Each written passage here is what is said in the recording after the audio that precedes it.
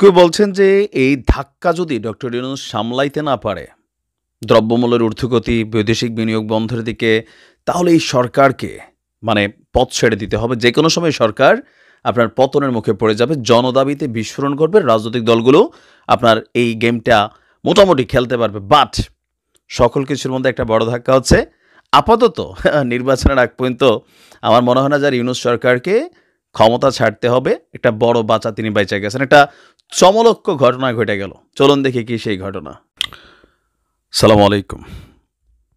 মার্কিন যুক্তরাষ্ট্রের রাষ্ট্র ক্ষমতায় ডোনাল্ড ট্রাম্প আসার পর থেকেই আগামী ৩ মাসের জন্য বিশ্বজুড়ে যে আমেরিকা সরকার কর্তৃক যে ত্রাণ সহযোগিতা করা হতো সেটার উপরে একটা নিষেধাজ্ঞা আরোপ করা হয়েছে। নিশ্চয়ই সকলে জানেন। তবে আমাদের প্রেস উইং বলছে, মানে শফিকুল সাহেব তিনি বলছেন যে বাংলাদেশের রোহিঙ্গা ইস্যুতে আমাদের যে অনুদান আসতো মার্কিন যুক্তরাষ্ট্র থেকে সেটা চলমান থাকবে। বাট এর বাহিরেও দাতাদেশ হিসাবে, বিশ্বের সবচেয়ে বড় দাতাদেশ হিসাবে বাংলাদেশকে গত ২১, ২২, ২৩, ২৪ বছরে প্রায় $২০০ কোটি কাছাকাছি কিন্তু সহযোগিতা করেছিল মার্কিন যুক্তরাষ্ট্র বিভিন্ন খাতে। ইভেন আমাদের সামরিক খাতেও একটা বড় ধরনের অনুদান বা বিভিন্ন উপহার সামগ্রী কিন্তু মার্কিন যুক্তরাষ্ট্র দিত। সেগুলো সব কিছু বন্ধের পথে।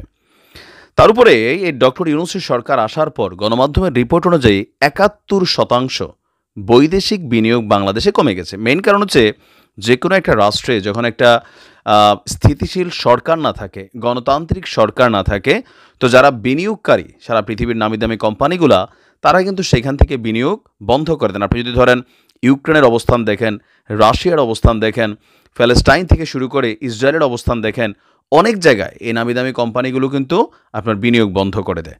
তো এই সকল কিছু মিলিয়ে একটা মহা চাপের মধ্যে আছে ইউনূস সরকার।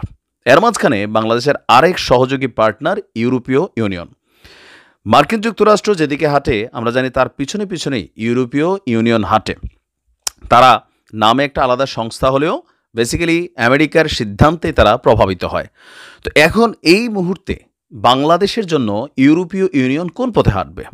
তবে দিন শেষে ডক্টর মোহাম্মদ ইউনূসের জন্য একটা বড় ধরনের সুসংবাদই আমরা বলতে পারি।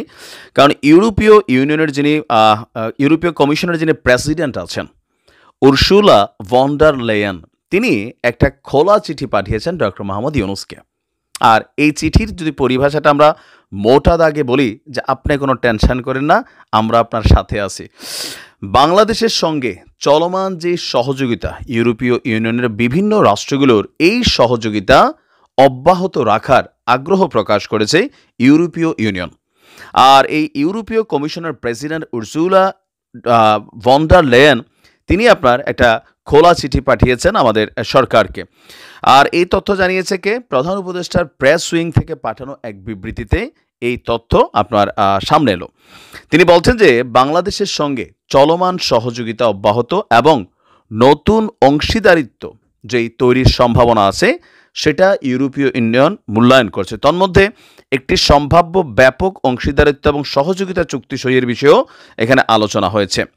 আর আরও একটা পজিটিভ দিক হচ্ছে বাংলাদেশ থেকে গেল 17-18 বছর যেই পরিমাণ টাকা পাচার হয়েছে সেই টাকাগুলো আওয়ামী লীগের বিভিন্ন নেতা এমপি কর্মী, পাশাপাশি প্রশাসনে থাকা আমলা কামলা, মানে যারাই আছে বাংলাদেশ থেকে বা বিভিন্ন ব্যবসায়ীরা যে টাকাগুলো ইউরোপীয় দেশগুলোতে আপনার পাচার করে দিয়েছে, সেই টাকাগুলোকে উদ্ধারেও ডক্টর মোহাম্মদ ইউনূসের সরকারকে সর্বোচ্চ সহযোগিতার আশ্বাস দিয়েছে ইউরোপীয় ইউনিয়ন। আর আমাদের পররাষ্ট্র উপদেষ্টা তিনি আপনার ইউরোপীয় ইউনিয়নের যিনি কি বলা হয় যে আপনার একজন আছেন আপনার ভাইস প্রেসিডেন্ট নিকোলা বিয়ার, তার সাথে এক বৈঠকে তিনি এই সহযোগিতা চেয়েছেন। কিন্তু এই বক্তব্যগুলোর মধ্যে অনেকগুলো আছে সুশীল টাইপের বক্তব্য। সুশীল টাইপ বলে তো যেমন ধরেন তারা বলছে যে তারা সহযোগিতা করবে, কিন্তু পাচার হওয়া টাকাগুলো দিয়া ইউরোপের বিভিন্ন নামি দামি বিলাসবহুল আবাসিক এলাকা এগুলো কিন্তু গড়ে তুলছে সারা পৃথিবী থেকে। শুধু বাংলাদেশ থেকে পাচারও না, সারা পৃথিবী থেকে পাচারের টাকাগুলো ওই দেশগুলোতে যায়। তারা বিনিময়ে নাগরিকত্ব দেয়, ব্যবসায়িক ভিসা দেয়, আপনার পরিবারকে ভিসা দেয়। তো এই সকল কিছুর মধ্যে দিয়া তাদের দেশের মধ্যে এই যে চোরাই টাকা যাচ্ছে তারা জানে না, অবশ্যই জানে। তাদের ইন্টেলিজেন্স, তারপর হচ্ছে যে ফিনান্সিয়াল ইন্টেলিজেন্স যেই সেক্টরগুলো আছে তারা কিন্তু যথেষ্ট সতর্ক। বাট তারপরেও কেন এই টাকাগুলা ঢুকানোর সময় ঢুকতে দিচ্ছে?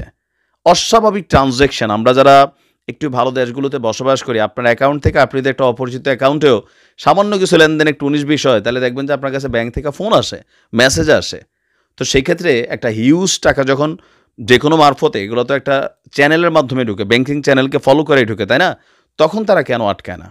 কিছু অংশ আছে টাকা ফেরত দেওয়ার ব্যাপারে আমার মনে হয় না যে ইউরোপীয় ইউনিয়ন আদৌ সহযোগিতা করবে। হয়তো ধরেন 1,00,00,000 টাকা পাচার হইছে, কথার কথা, হয়তো $2 কোটি তারা ফেরত দিবে।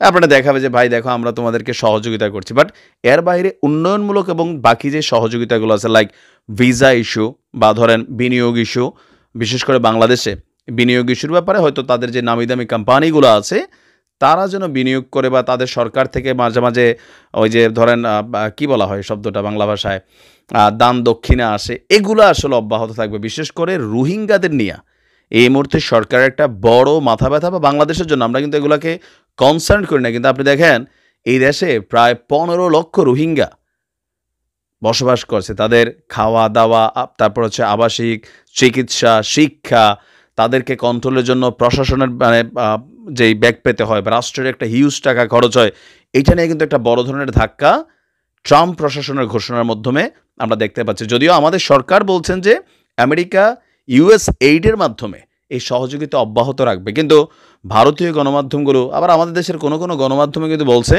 যে এরকম নাকি কোনো তথ্য আসে নাই। কিন্তু আমাদের প্রেস উইং যিনি আছেন সচিব, তিনি যেহেতু বলছেন, সো আমরা তার কথাকে আপাতত বিশ্বাস করছি।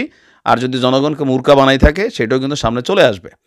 বাট এই মুহূর্তে একজন বাংলাদেশি হিসেবে বাংলাদেশের বিনিয়োগ, বাংলাদেশের স্থিতিশীলতা, অর্থনৈতিক যে একটা ধাক্কা আছে সেইটা কাটায় উঠতে আমি মনে করি ইউরোপীয় ইউনিয়নের সহযোগিতাটা খুব জরুরি। আর যেহেতু ডক্টর মোহাম্মদ ইউনূস তিনি একজন ইন্টারন্যাশনাল ফিগার, সো সেই ক্ষেত্রে তার বন্ধু মহলে একটা বিশাল পরিচিতি আছে বিভিন্ন রাষ্ট্রের প্রধান বা যারা আছেন, সেই ক্ষেত্রে হয়তো একটা পজিটিভ বেনিফিট আসবে যেটা দেশের জন্য কল্যাণকর হবে।